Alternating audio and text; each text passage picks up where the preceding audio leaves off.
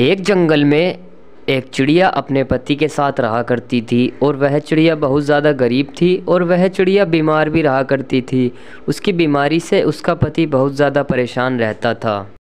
अजी सुनते हो, अभी तो मैं प्रेग्नेंट हूँ और वो मेरी बच्ची मेरे पेट में है। अगर किसी वजह से मैं अपनी बच्ची को जन्म देते वक्त मर जाती हूँ तो तुम एक काम कर लेना, ज़्यादा देर मत लगाना, मेरी बच्ची के लिए एक दूसरी मम्मा लेकर आ जाना, दूसरी शादी कर लेना, ताकि मेरी बच्ची को कभी प्यार की कमी महसूस ना हो और ना ही कभी उसको माँ की कमी महसूस हो। बस यही ख्वाहिश है मेरी। अरे ये कैसी बात कर रही हो? मरे तुम्हारे दुश्मन, भला तुम क्यों मरोगी? हाँ, माना कि तुम बीमार रहती हो तो इसका मतलब ये थोड़ी है कि तुम मर ही जाओगी। तुम टेंशन मत लो, ऊपर वाला सब कुछ ठीक करेगा। तुम्हारे साथ ऐसा कुछ भी नहीं होगा। बस अब जल्दी से जल्दी मेरी नन्ही सी बच्ची इस दुनिया में आ जाए। और कुछ ही दिनों बाद वो चिड़िया अपनी एक छोटी सी बच्ची को जन्म देती है। अपनी बच्ची को देखकर उसका पापा उससे कहता है, अरे देखो जरा हमारी बच्ची कितनी ज़्यादा सुंदर है। इससे ज़्यादा सुंदर तो पूरे जंगल में कोई भी नहीं है। मेरी बच्ची बहुत ज़्यादा सुंदर है। अरे हाँ, ये तो बहुत अच्छी बात कही आपने। हमारी बच्ची तो बहुत ज़्यादा सुंदर है और इससे ज़्यादा सुंदर तो पूरे जंगल में कोई भी नहीं। लेकिन क्या फ़ायदा, भगवान ने मुझको बच्ची तो दे दी है लेकिन मुझे हर वक्त बीमार ही रखता है। पता नहीं किस टाइम मैं मर जाऊं और पता नहीं क्या होगा। बस तुम मेरी एक बात याद रखना जो मैंने कल तुमसे बताई थी कि तुम इसके लिए दूसरी माँ ले आना। मेरी बच्ची को कभी भी प्यार की कमी ना महसूस हो। अरे तुम फिर इसी बात को कह रही हो? मैंने तुमसे पहले भी मना किया था कि दोबारा इस बात को अपनी जुबान पर मत लाना। हे भगवान, ये तुमको क्या हो गया है? तुम ऐसी ऐसी बातें क्यों कर रही हो? मरे तुम्हारे दुश्मन, भला तुम क्यों मरोगी? चलो जरा अब मैं अपनी बच्ची को खिला कर आता हूँ।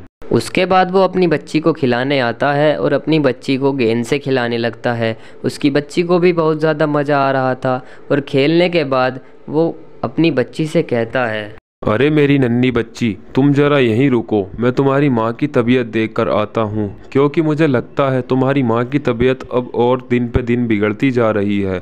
तुम यहाँ से कहीं मत जाना, मैं अभी आ रहा हूँ तुम्हारी माँ की खैर खबर लेकर। उसके बाद वो कमरे में आता है लेकिन चिड़िया मर चुकी थी और चिड़िया को मरी हुई देखकर वो बहुत ज़्यादा परेशान होता है और फिर कहने लगता है, अरे नहीं, ये तुमको क्या हो गया है? हे भगवान, ये तूने क्या किया? हे भगवान, तूने तो मेरा सब कुछ ही छीन लिया। अभी तो इसने मेरी बच्ची को जन्म दिया था और अभी तूने इसको मुझसे छीन लिया। हे भगवान, ये तूने मेरे साथ बहुत ही बुरा किया। और मेरी पत्नी कह रही थी कि तुम मेरे जाने के बाद दूसरी माँ ले आना मेरी बच्ची के लिए। हे भगवान, ये तूने क्या किया?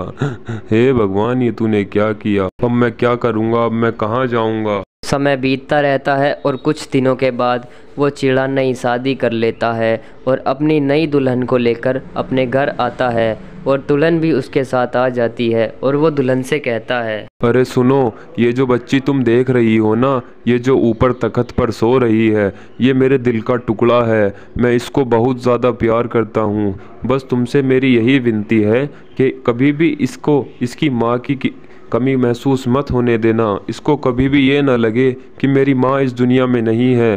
तुम इसको इतना प्यार देना कि जितना प्यार इसकी माँ इसको दिया करती थी। बस मेरी यही विनती है तुमसे। अजी तुम परेशान मत हो बिल्कुल भी। मैंने तुमको जुबान दी है कि मैं तुम्हारी बच्ची को इतना खुश रखूंगी कि जितना कि उसकी माँ उसको रखा करती थी। मैं कभी भी उसको माँ की कमी महसूस नहीं होने दूंगी और उसको प्यार की बिल्कुल भी कमी नहीं रखूंगी। मैं उसको इतना ही प्यार करूंगी जितना कि उसकी माँ उसको किया करती थी। तुम आप मेरी तरफ से बिल्कुल निश्चिंत रहिए। मैं आपकी बेटी को बहुत ज़्यादा प्यार करूंगी। तुम बिल्कुल ही परेशान मत हो। उसके अगले दिन उसकी नई माँ उसके लिए बहुत अच्छा खाना बनाकर लाती है और कहती है कि जल्दी से ये छोटी बच्ची उठ जाए तो मैं इसको खाना खिला दूंगी, फिर इसको मैं बहुत सारा प्यार दूंगी।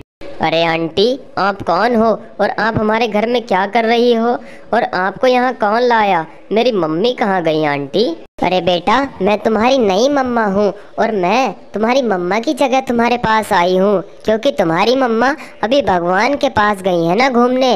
इसी वजह से मैं तुम्हारे पास आई हूँ तुम्हारी खैर खबर लेने और तुम्हारी रखवाली करने। अब जल्दी से नीचे आओ और ये खाना खा लो, इसके बाद मैं तुमको बहुत सारा प्यार दूंगी। जल्दी आओ। उसके बाद वो नन्ही चिड़िया नीचे उतरती है और खाना खाने लगती है और उसको खाना बहुत अच्छा लगता है। खाना खाकर वो उस चिड़िया की तरफ जाती है और वो उसको बहुत ज़्यादा प्यार करती है और फिर उसको कभी भी माँ की कमी महसूस नहीं होती। फिर वो खुशी खुशी रहने लगती है।